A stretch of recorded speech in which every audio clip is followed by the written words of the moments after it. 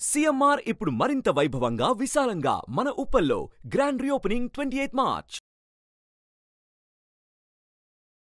నమస్తే రమగారు. నమస్తే జయ. రమగారు, గంజి తర్వాత బియ్యం కడిగిన నీళ్లు మనకి చాలా రెండిటి వల్ల చాలా ఉపయోగాలు ఉంటాయి.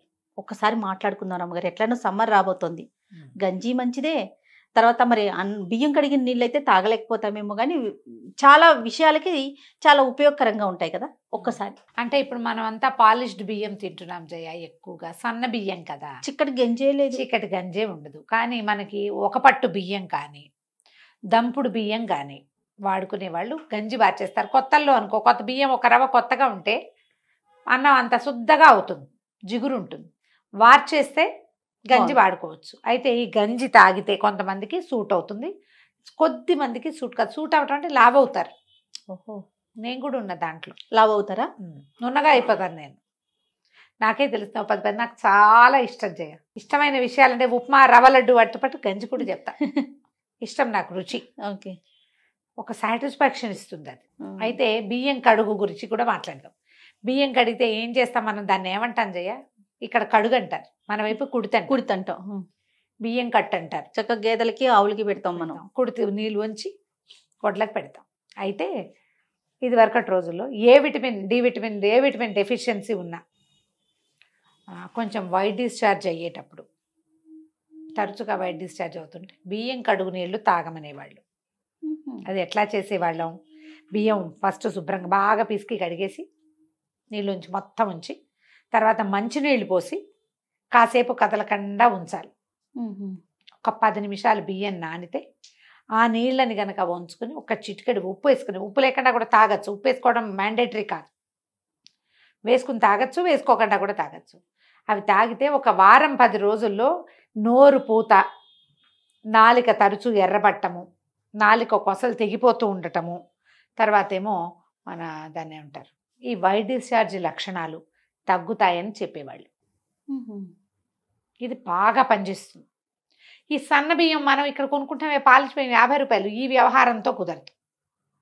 తర్వాత మన మన స్టోర్ బియ్యంతో కూడా చేయకూడదు. రేషన్ బియ్యం కూడా పనికిరాదు, వాటిలో ఏదో పౌడర్లు కలుపుతారు, అందుకని అంత సేఫ్ కాదని అనిపిస్తుంది. మరి నా ఉద్దేశం, మీ ఇష్టం. కానీ ఒక పట్టు బియ్యం కానీ దంపుడు బియ్యం కానీ ఉంటే ఈ నీళ్లు తాగటం, కుడి తాగుదామా అని ఇలా మాట్లాడితే వెగటుగా మాట్లాడకూడదు. ఆ కుడితైనా బియ్యంలోంచి ఆ అన్నమే మన ప్రాణాలకు ఆధారం, అంతే. అదేదో పారబోయాల్సిన విషయం అయితే ఖచ్చితంగా కాదు. అయితే ఇటీవల కాలంలో మనం రైస్ వాటర్ థెరపీ అని హెయిర్ థెరపీ ఒకటి చేస్తున్నారు. అదేం చేస్తున్నారు, ఈ నీళ్లు బాగా ఇలా బియ్యం నాని నీళ్ళని ఒక స్ప్రే బాటిల్లో పోసేసి తలకి స్ప్రే చేసుకుంటే తల కడిగినా కూడా డాండ్రఫ్ తగ్గుతుందని, జుట్టు మాత్రం భలే మెరుస్తుంది జయ. బియ్యం కడిగిన నీళ్ళతో జుట్టు మెరుస్తుంది. ఆ బియ్యం కడుగు నీళ్ళు ఉంటే మనం షాంపూ చేసేసుకున్నాక, షాంపూ అయిపోయాక తల ఒకసారి పిడిచేసి బాత్రూంలోనే ఈ బియ్యం కడుగు నెత్తి మీద పోసుకొని బాగా ఒక 3-4 నిమిషాల పాటు తలని అందులో నాననిచ్చి మళ్ళీ మామూలు నీళ్ళు పోసేసుకోండి. ట్రై చేసి చూడండి, డాండ్రఫ్ ఒకటి తగ్గుతుంది. 100% అందరికీ కాదు, కొంతమంది తగ్గుతుంది. ఎవరికైనా జుట్టు మెరుస్తుంది. జుట్టు ఊడే సమస్య కూడా స్లోగా తగ్గుముఖం పడుతుంది. బియ్యం కడుగుని దీనికి వాడుకోవచ్చు.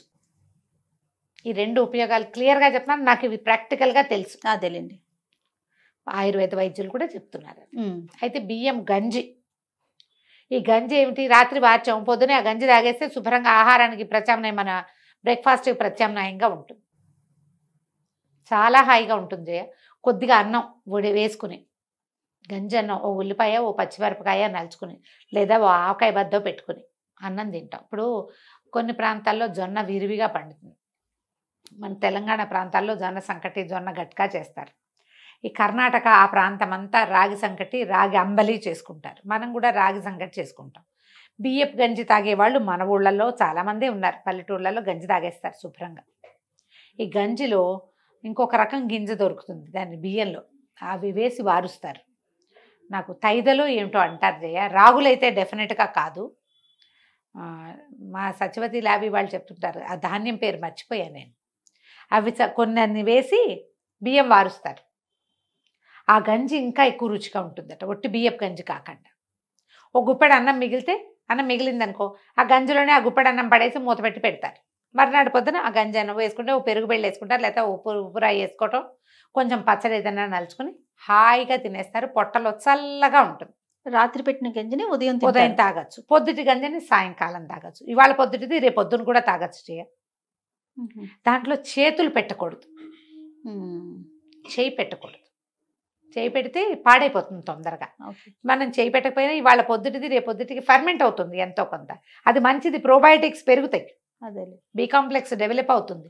ఉదయానికి చాలా మంచిది. ఒకవేళ మీకు అభ్యంతరం లేకపోతే, వెయిట్ పెరుగుతామేమో అన్న అనుమానం లేకపోతే, మీకు ఏదైనా ప్రాక్టికల్గా తెలిస్తే వద్దు, లేకపోతే సాయంకాలం పూట పిల్లలకి అన్నం ఉండేటప్పుడు పొద్దునేమో గిక్కర్లు పెట్టేసుకుంటాం, హడావిడిగా రైస్ కుక్కర్ పెట్టేస్తాము. పిల్లలు కొంచెం మనకు కొంచెం బాక్సులకు విడిగా, మధ్యాహ్నం ఇంట్లో వాళ్ళకి విడిగా వండుతాం.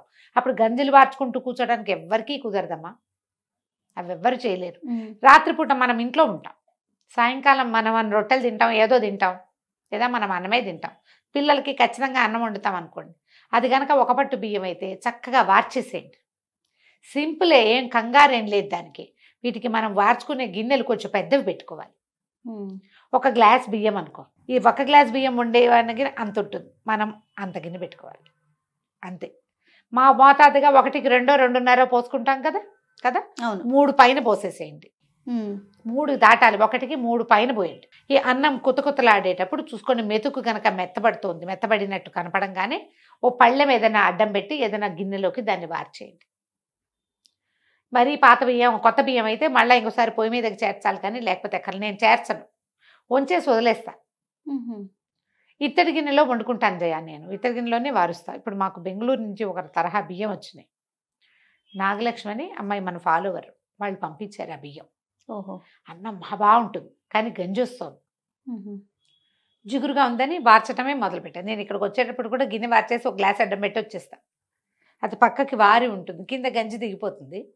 అన్ని రోజులు గంజి వాడట్లేదులే, కొన్ని రోజులు ఎవరికైనా తాగడానికి ఇస్తాను, లేకపోతే ఇంకేమైనా ఉపయోగాలు చేస్తూ ఉంటా, లేని రోజులు లేదు. ఇప్పుడు ఇంకా ఎండాకాలం వస్తే బాగా ఉపయోగపడుతుంది.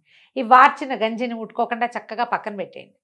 అన్నం వాడేసుకోండి, ఒకవేళ అన్నం మిగిలితే కొంచెం గంజిలో వేయండి, లేదా రేపు పొద్దున కొంచెం మజ్జిగ పోసుకుని అందులో ఒక చిటికెడు ఉప్పు వేసుకుని తాగండి. మీరు మధ్యాహ్నం తాగడానికి బాటిల్లో పోసి కూడా పట్టుకెళ్ళచ్చు.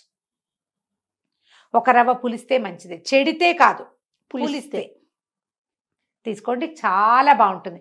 పిల్లలకి ఆ గంజి రుచి కనుక అలవాటైందా మధ్యకాలంలో పోసి పెట్టేయండి. కొంతమంది పిల్లలకి నచ్చదు, ఎవరికి నచ్చుతుందో ట్రై చేయండి, వాళ్ళకి నచ్చితే వాళ్ళకి ఇవ్వండి, హెల్తీగా ఉంటారు. మీరు ఈ గంజితోటి ఇంకా 3 ఉపయోగాలు ఉన్నాయి, అవి కూడా చెప్తాను. గంజిని తలకి రాసేసుకుని ఒక అరగంట ఉంచుకోండి. రాసేసుకుని అంటే మనకి ఎలా అవుతుంది, మనం అటు ఇటు కారిపోతుంది. గంజి చిక్కగా ఉందనుకోండి, తలకి పట్టించి తలని ఇట్లా పిడిచేయండి, సింక్లో వాష్ బేసిన్లో పిడిచేస్తే జుట్టు ఎక్స్ట్రా ఉన్న నీళ్ళు వచ్చేస్తాయి, కానీ నానిపోతుంది తల.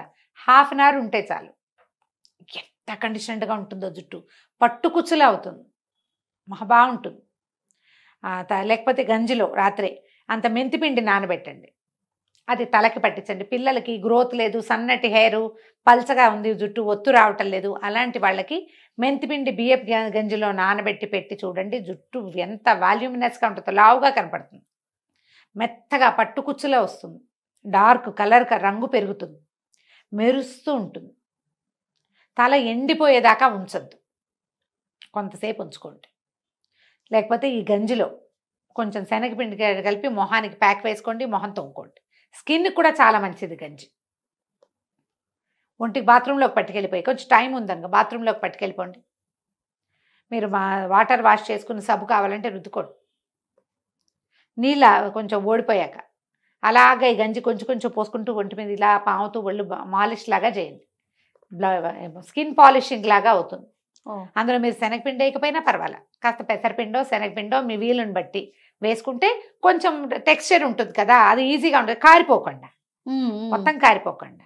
చిక్కటి గంజి ఉన్నప్పుడు ఇలా ఒంటికి తొంగుకుని చూడండి. పిల్లలు కూడా 1-2 ఏళ్ళు వచ్చిన పిల్లలకి ఒళ్ళు తోమొచ్చు దీంతో, ఎంత బాగుంటుందో జయ. స్కిన్ మెరుస్తూ ఉంటుంది, మంచి మెరుపు వస్తుంది, స్కిన్ టెక్స్చర్ చాలా బాగుపడుతుంది, చాలా బెటర్ స్కిన్ను పొందగలుగుతాం. మీకు అవకాశం ఉండి వార్చగలిగినప్పుడు. ఈ పనులన్నీ ఎవరు చేస్తారండి, కదే లేదు. ట్రై చేసి చూడండి, ఒకవేళ మీకు అవకాశం ఉంటే. ఈ వీటిలలో గంజి బియ్యపు కడుగుని వాడుకోవచ్చు, బియ్యపు గంజిని వాడుకోవచ్చు. తాగడానికి తినడానికి చాలా మంచిది. రైట్. గంజి తాగటం ఏమి తక్కువ చిన్నతనం అని పొరపాటును కూడా అనుకోకండి. నేను నా సంగతి చెప్తాను కదా క్లియర్గా. అండ్ రెండోది బాలింతలు ఉంటాయి, గంజి తాగితే పాలు పెరుగుతాయి చేయ. అవునండి. నర్సింగ్ మదర్స్కి హెల్దీ పాలు పెరుగుతాయి. అలా కూడా వాడుకోవచ్చు కదా, అవసరమైతే ట్రై చేసి చూడండి. తప్పకుండా. నమస్తే. నమస్తే జీ. సుమన్ టీవీలో మీ పర్సనల్ అండ్ బిజినెస్ ప్రమోషన్స్ కోసం కింది నెంబర్కి కాంటాక్ట్ చేయండి.